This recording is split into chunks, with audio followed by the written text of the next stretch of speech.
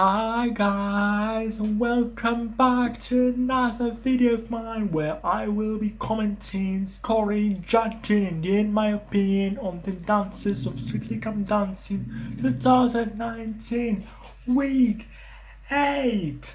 And let's begin without further ado with the first couple, Alex and Neil and Jive.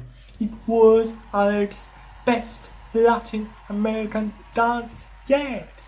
Very bright, very light. It had so much joy, great musicality and nice synchronization with Neil. It looked like she was blossoming out there. Her confidence has grown immensely and her partnership with Neil is absolutely lovely. Having said that, for me her kicks could have been much sharper and her jive chassis were lacking in hip rotation, even though it was all clean and precise and she slipped her standing foot while doing the kicks. I want her to focus on her technique even more, because right now she is in the middle of the pack, comparing to the rest of the couples, with comparing to the rest of the celebrities, which is a dangerous place to be in. And I will score this jive a 7. And let's move on to Mike and Katya and the Paso Doble. For me, it was sadly too weak for this stage of the competition. Definitely had the right character. He portrayed the character of the Paso Doble very well, and he had an excellent sense of rhythm. But apart from that, it was very stiff. It was almost completely lacking the tilted hips and the banana shape of the body, which is very crucial in this dance. In addition, it was completely lacking the Spanish arms. I loved Katya's choreography because there was a good amount of actual Paso Doble content. The section at the beginning was very nice, and the lift at the end was very creative and unusual. But technically, it was a weak number, unfortunately, and I will give it a 5. And let's move on to Karim and Amy and the Venus Balls. Karim's quality of movement and his musicality are absolutely gorgeous. It was a very touching dance. His connection with Amy was beautiful, and that spin on one leg was just superb. His frame was nice, he stepped with the heel while moving forward and he having created a lovely sway. All of that technically was very pleasing. However, he didn't push the ball of the foot hard enough into the floor while moving backwards. There was a moment when he lost his balance and his fleckle wasn't clean enough. It was a magnificent dance in terms of performance, but it wasn't his best dance in terms of technicality and footwork. I really want him to step his game. I really want him to come back stronger than ever in Blackpool next week, and I will give these Venus Balls a 7. And next up are Chris and Karen and the tango. Unfortunately, for me, it was the worst performance of the evening and one of Chris' worst dances yet. He had a lot of determination and purpose in his eyes, but the technique of the tango was almost non-existent. It was totally lacking heel leads, it was totally lacking the dragging of the feet, and his frame was a bit wobbly as well. In addition, Chris and Karen broke hold several times during the dance and for too long, which is again the rules.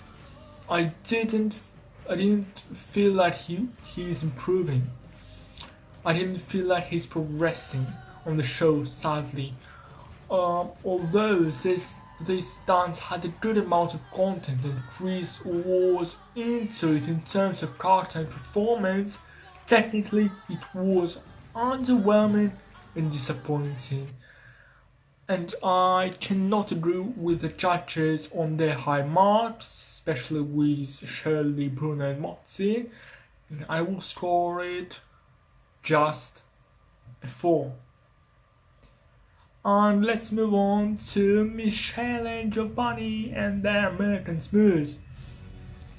Fabulous acting from both of them. This routine had so much energy, so much musicality, little different nice nuances in the choreography, and above all, excellent dancing. Michelle has created some fantastic lines. It was all so smooth, so stylish. It had an amazing sway, and Michelle's hold and upper body were flawless. That standing spin at the middle was gorgeous. My only criticism would be that she could have driven the balls of her feet even harder into the floor while stepping backwards, and she missed 1 or 2 heel leads while stepping forward.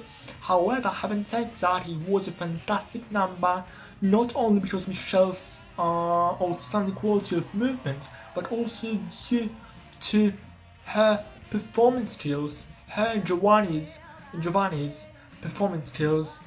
It was like watching a mini play.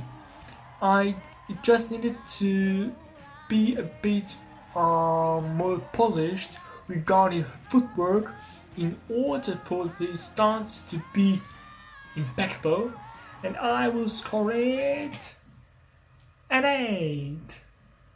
And let's move on to Emma and Anton and the Jazz. For me, it was probably Emma's best dance yet. She has definitely captured the style of dance, how to use the legs and the arms, and generally how to use the whole body. I loved the choreography and I loved Emma's execution of it because it had a lot of fussy elements and details in it. It was pretty clean and pretty rhythmical, and this style definitely suited Emma. Unfortunately, there was a little wobble at the beginning, and she lost synchronization with Anton 1 or 2 times, and also, for me, she has slightly underperformed. It looked like she is holding back a little bit for some reason. Maybe she was under-rehearsed. I wanted to see her daring more. I wanted to see some sassiness from her. Having said that, it was a very pleasing routine, technically undeniably strong. I just want her to give 200% out there on the dance floor, and I will score this jazz routine a 7. And next up are Saffron and AJ and the Wolves. It was such an elegant and classy routine. I loved the connection between the two of them. I loved Saffron's portrayal of the character of the dance. Her musicality and her frame were amazing, but above all, I loved her footwork. It had a fantastic sway. She didn't miss any heel leads while stepping forward. She had lovely usage of the ball of the foot while moving backwards. For me, what prevented this dance to score a 10 from me was the fact that she didn't close her feet on count 3, 2 or 3 times, and also the fact that her top line, her ballroom curve, wasn't deep enough. if she focuses a little bit more on polishing her footwork, as well as on creating a deeper curve in ballroom, her next ballroom dance can be sensational.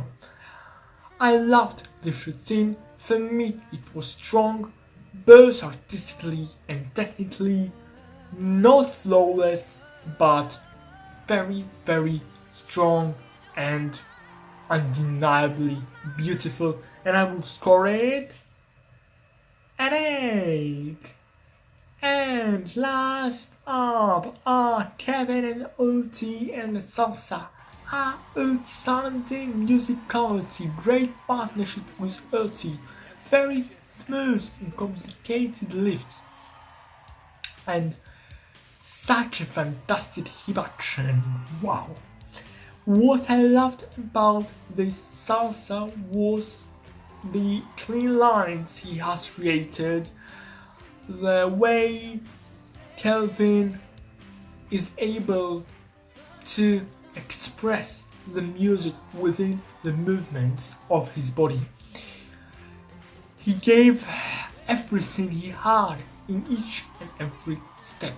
He did create the figure 8 with his hips most of the time, which was incredible to see, but he didn't straight his legs at all during the dance. If he had done that, and if he had settled into his hips while rotating them, it would have made his salsa flawless. As I said, his sense of rhythm is magnificent. His partnership with Ulti is fantastic. They really looked like a dancing couple on the dance floor. His hip action is really superb, but his salsa wasn't flawless. He could have improved his leg action. It was without any doubt such a strong routine. His abilities are incredible, but it could have been even stronger. And I will score this salsa an 8. I hope you have enjoyed my video, and I hope you will subscribe, and see you back next week, week 9, Blackpool week, and I cannot wait to see what dances will the celebrities and the professional dancers perform.